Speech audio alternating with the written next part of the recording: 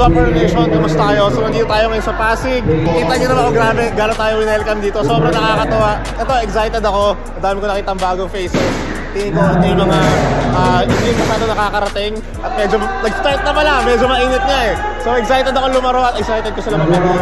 Sana maging maganda yung kalalabasan. Makipag-bonding muna tayo sa kanila. Tapos, yun, enjoy natin yung event kasi full for Acosto. Tapos, mamaya try natin ma-interview yung mga organizers. Anong mga nangyari, kung bakit nagkaroon ng ganitong event. So, samahan nyo lang kami sa journey namin ngayon. Let's go.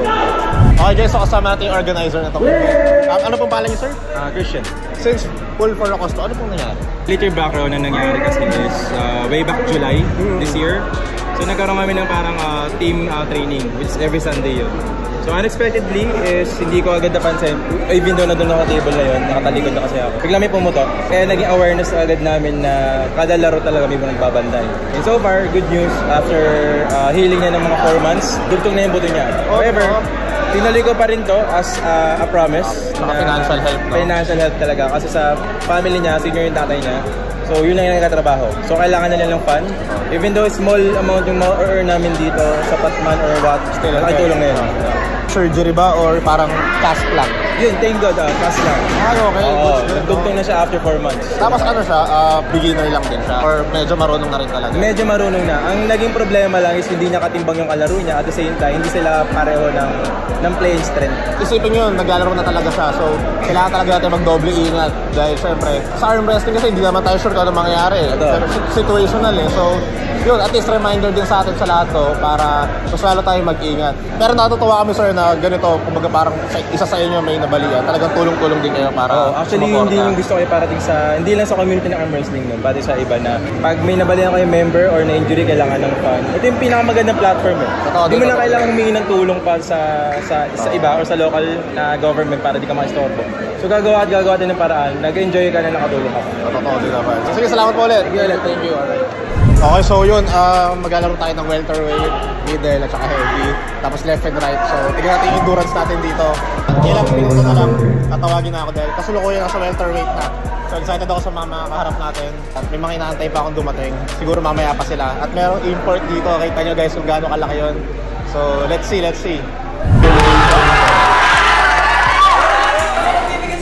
Go, Christian.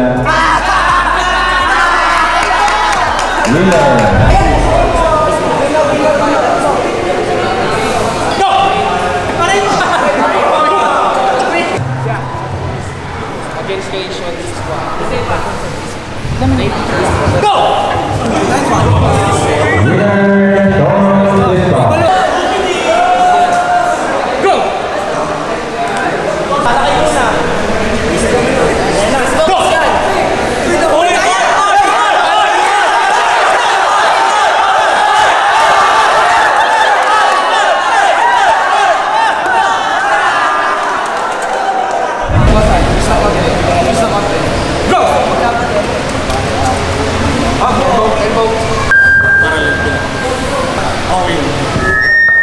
Okay, winner, Dwayne Torres.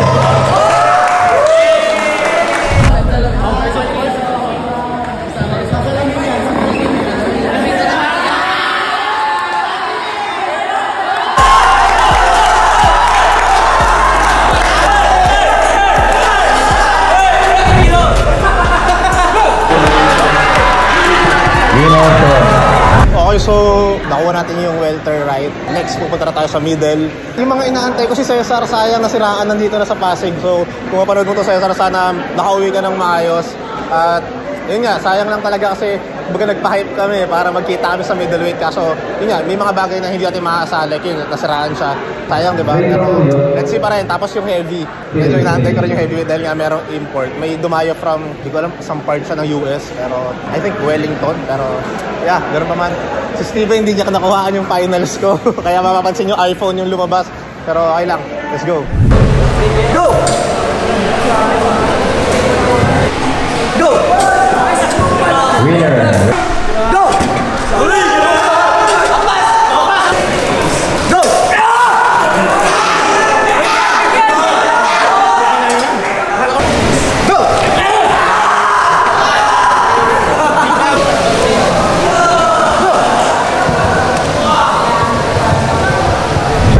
Okay, so yun, pinalad ulit tayo sa middle. Pupunta na tayo ng heavy, pero meron tayong break dahil may women's division pala. Manonood muna tayo ng women's division para makapag-relax tayo para sa heavy. Then yung left medyo excited ako eh. Kasi yung left, alam ko, merong dumayo ditong sinasabi ng top 1 binangonan daw. Nakita ko naman na malakas talaga siya sa left. So, although heavy siya, pero syempre, alam mo naman, na looking tayo lagi sa malalakas sa left hand. So, excited ako doon. Okay yun guys, so sayang hindi daw makapunta si Vince. Actually, yun talaga pinakagusto ko mangyari para, alam mo yun, kasi yung pinaabangan ng tao eh. Main event sana ulit. Problema lang, umuulan kasi talaga, so medyo mahirap pumunta. So, yun, sayang. Pero okay lang kasi meron namang mga malalakas din nandito. Alam ko yung top 1 binangonan. Ayun, medyo nakakatakot yun, laki eh. Tapos yung antangka din kasi, tsaka kapal, yung foreigner. So, magandang, pa rin, heavyweight. So, abangan natin. After kasi ng welter middle, akala namin heavy. Pero sabi ko, i-pause muna natin. Hintayin natin makarating si Vince. Kaso yun, sinat ko na, hindi daw talaga makapunta. So, sayang. So, ngayon, ewan ko, itutuloy na left hand muna. Tapos mamaya na yung heavyweight sa left and right. So, let's see.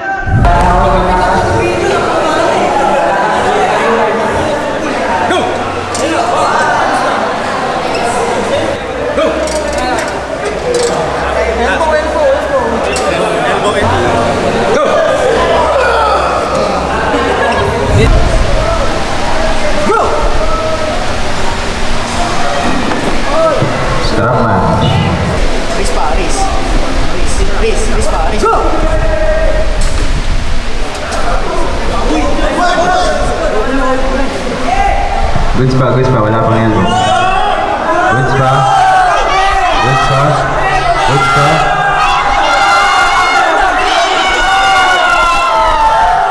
Winner, Ruben. Isang salamin naman dyan, idol.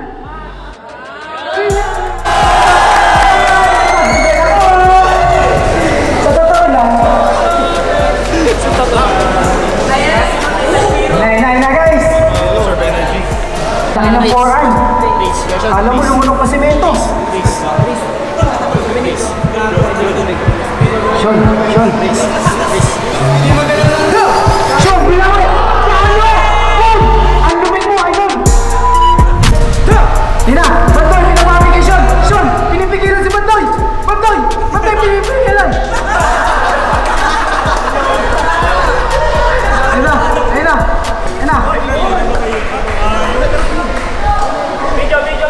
Oh, na! Ina! Elbow! Go! Ina! Elbow pound!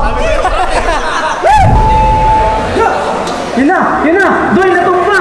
Parang natumbang poste!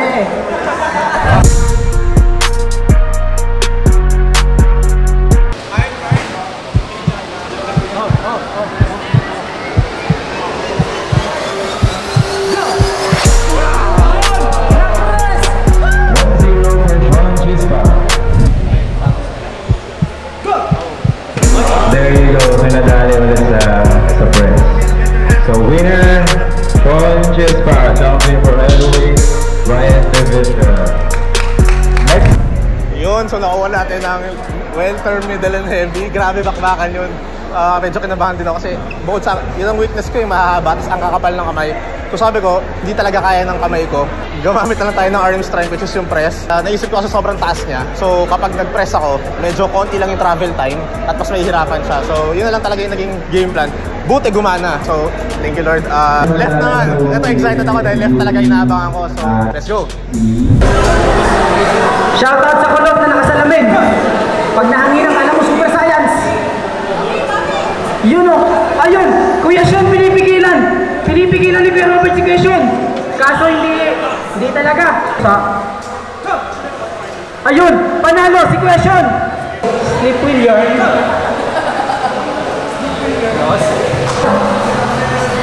Arm wrestling. Floating. Ayun pare, pinigilan ni Sean. Dwayne, umaatake. Sean, pinipigilan talaga si Dwayne para hindi maka-atake. Ayun.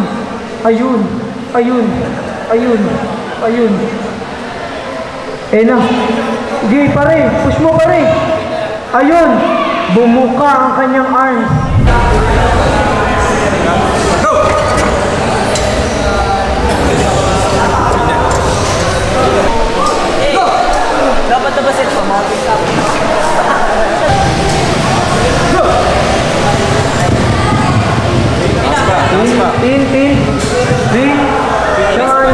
Okay, so nagmamatter na yung naging factor na yung fatigue.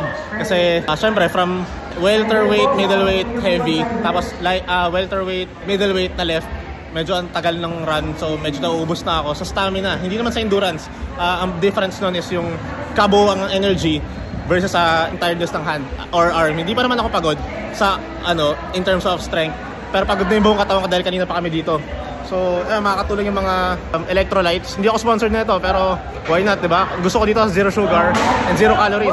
So, yeah. Nakuha na natin ang welterweight and middleweight sa left. So, isa na lang. Kailangan natin, sana mag-goal natin yung finals, yung heavyweight finals para makakuha tayo ng 6 na medal, diba? So, sobrang nakakatuwa yung kasakali. Pero, kilala ko yung mga possible makalaban ko sa left dito. Sobrang lulupit sa heavy. So, hindi rin talaga tayo pwedeng magbasta-basta. Kailangan natin ibigay yung best natin. So, let's go! Let's go! Go! Oh, winner po natin, Sean Chispa.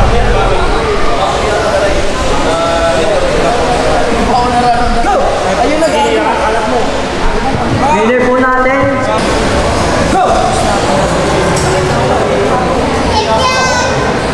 Digit po ang laban. Digit po ang laban nila.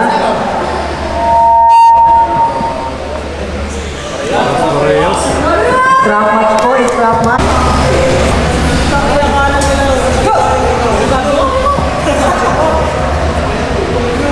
Elbow.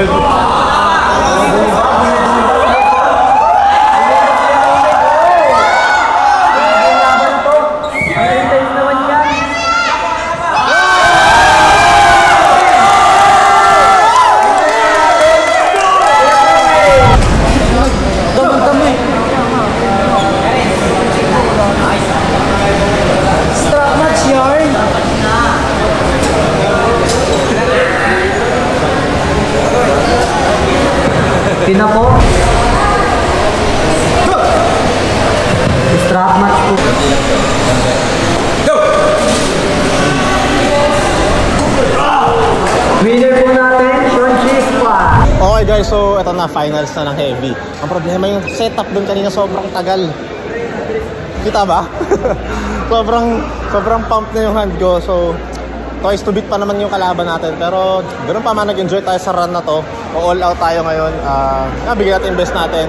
Tingin ko naman, nag-enjoy pa rin kayo sa mga laban. So, let's see. Ako, win or lose, masaya na ako. So, tingnan natin. Go! Pin mo na! Sino? Sure. Elbow call po tayo kay Sean Chispa.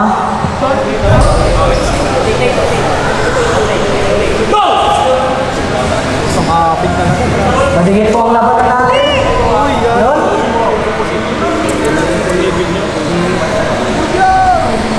Binubomba po siya tubig. Binubomba. Siya tubig. Siya tubig. Yun, dumidepensa, bumabawi. Oh, elbow. Elbow foul. Panalo na! Champion! Okay, so yun. Kita nyo naman, bakbakan pa rin. Sana na-enjoy nyo pa rin yung finals na yun. Sayang, na-elbow foul tayo, pero malakas talaga. Tingin ko hindi ko siya kaya ipin. So, ang ginagawa ko, i-try ko siyang i-hold hanggang maubos siya. Parang ganun yung ginagawa kong game plan. Kaso lang, ayun nga, elbow foul tayo, sayang. Pero ganda pa rin. Meron pa rin tayong 3 golds sa right at 2 golds sa left. Tapos isang silver. So, 6 medals, diba? Kita tayo sa next vlog. Sana na-enjoy nyo to. Hanggang sa susunod ulit. So, para iwasan ang break arm, always, hindi totoo yung always look at your arm. Hindi. Dapat, always face your chest. Face your hand in the center of your chest. So, kapag offensive ka, see? Yung chest ko dapat ang naka-align. Yung hand ko ang dapat naka-align sa chest. Pag defensive naman, see? Ganun din. So, hindi pwede ito yung harap. Hindi pwede, dapat ganito ka lang din. Tapos, pag offensive, yan, alignment lang talaga. So, yun lang. Iwasan natin na break arm dahil hindi na kayo makakabalik pag na-injury kayo. So, mas ma-better na matalo kaysa ma-injury. Ayun, so thank you so much for the short message.